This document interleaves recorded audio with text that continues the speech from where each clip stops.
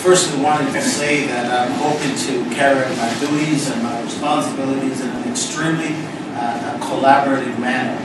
I am hoping to create a relationship with police boards, police chiefs, police associations, and obviously members of the large public that I am obligated to provide services to.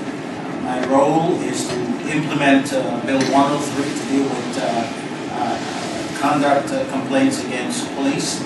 But I see that role as one to try to firstly continue to increase and improve what I say is the great trust and confidence that most Canadians and most Ontarians have in police and policing. 90% of Canadians have great trust and confidence in police and policing. So we're talking about my focus being 10% of the general public that have some concerns. We will develop clear criteria. Now you can hear me. We will develop very clear criteria to do so, and that will be made known to everyone, and that's part of the transparency that I'm talking about. So there'll be very clear criteria. I'm still working on them, but there's a level of understanding in administrative law and other areas as to the interpretation and the standards for vexatious, etc. And we'll be looking at those and applying them very similarly. I should advise you, though, that it is my intent that, and I'm trying to tell chiefs that don't disband their professional standard branches. They have a lot of work to do. Because I intend to send as many complaints back to the original police service as possible to continue to deal with. The difference is, I will be overseeing it to some extent. And because I have to be notified at the start and I'll be there at the end. So that's a real difference, but generally the bulk of investigations and dealing with complaints will be dealt with at the local level. And but I'll be making those extremely clear in regards to the policies and procedures that will be implemented. Are you going to try and establish a level of complaint that would become on your radar, if you will, in a more concentrated fashion, and complaints below that level would be continue to be handled in-house? Is that your intent? Because if you replicate the number of complaints across the province, if you don't, you'll have an enormous organization that will probably never get from here to there. It's a tough job. Thank you for that observation. I agree with you. I did not anticipate it was going to be as tough when I took the job, as after 6 months coming to that realization. But to answer your question, I am not going to establish necessary categories of level of complaints. Every complaint we will look at seriously. That's one of the things that the community is saying. They want to make sure that if they make a complaint, that is taken seriously. So we will take it seriously. We will screen it. We will categorize it. As I've indicated, most of the complaints will go back to the original service and will be shortly monitored through the process. There are some complaints for specific reasons I may choose to send to another a service to be investigated. And I'll do that in consultation with the originating chief, if I can call it that, and the chief that I'm going to send it to. If I can give you an example, if we were to look at a smaller police service, not Peel, and there may be a number of officers involved, so there may be conflicts, I would want to err on the side of caution and call Chief Metcalf and say, you know, Chief, I'd like to send this to you to investigate. So when will I determine that my office will keep a complaint? Similarly, there has to be some overarching concern that has come to my attention that I would want to do it. It may involve a senior ranking officer. So I have not totally established those categories, and I'm not going to be rigid in them because I want to look at them on a case-by-case basis. Because something that may at first blush appear to be something that I may want to retain, after I've done some preliminary investigations, I may say, you know what, this is really not necessary, and I'll send it back to the original chief. So those things will be looked at on a case-by-case basis, bearing in mind that every complaint I'm going to consider it to be a serious complaint. In the first year or two, you'll see a spike of complaints, about 25 to 30% increase, and then it tapers off again back to where it came from. So that spike may necessitate some more investigations by local chiefs, but I don't see it as creating a huge budgetary strain on the service at the same time.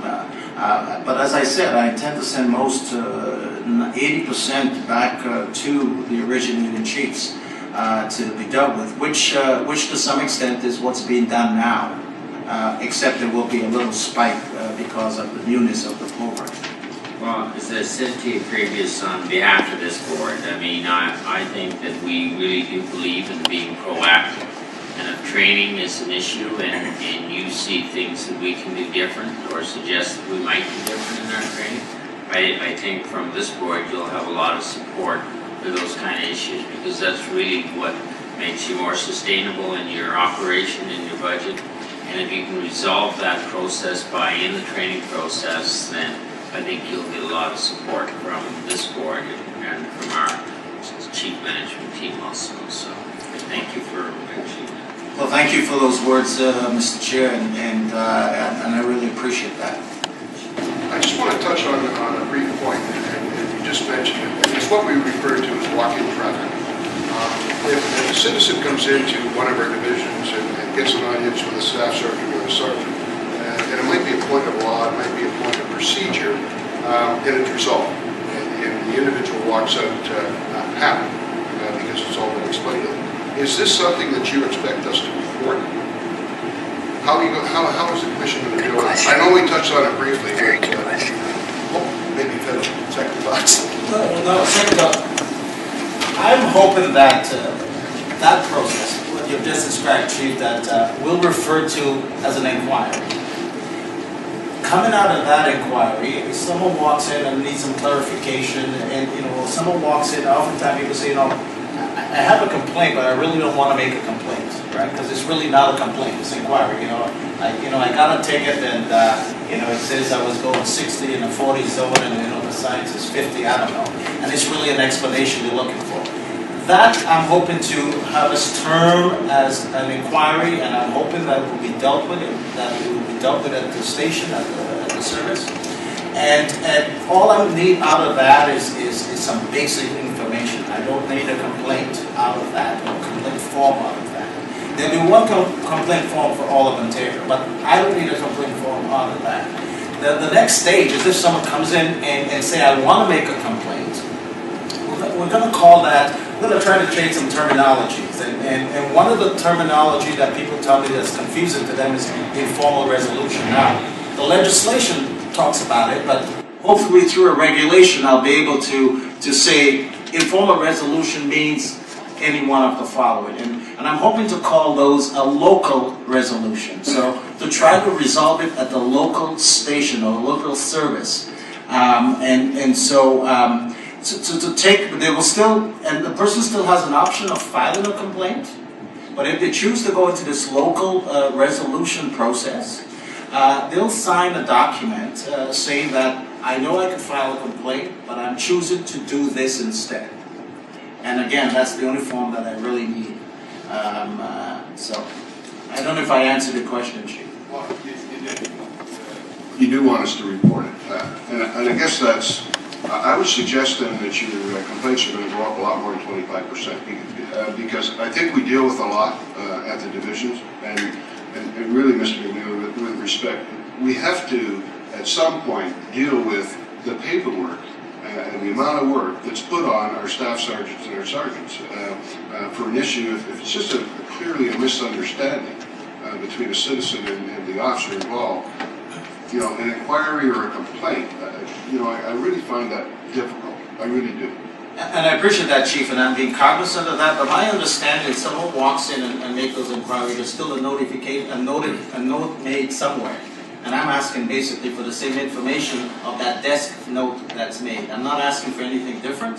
And so I'm cognizant of exactly what you've indicated about the increase in workload, and my intent is not to do that. So the information I'll be seeking will be no different than the sergeant making a note at the desk that John Doe came in and we talked. Yeah, it might be something as simple as a notebook entry. That's right. Okay, any other questions, staff? No? Again, I want to thank you very much for taking your time.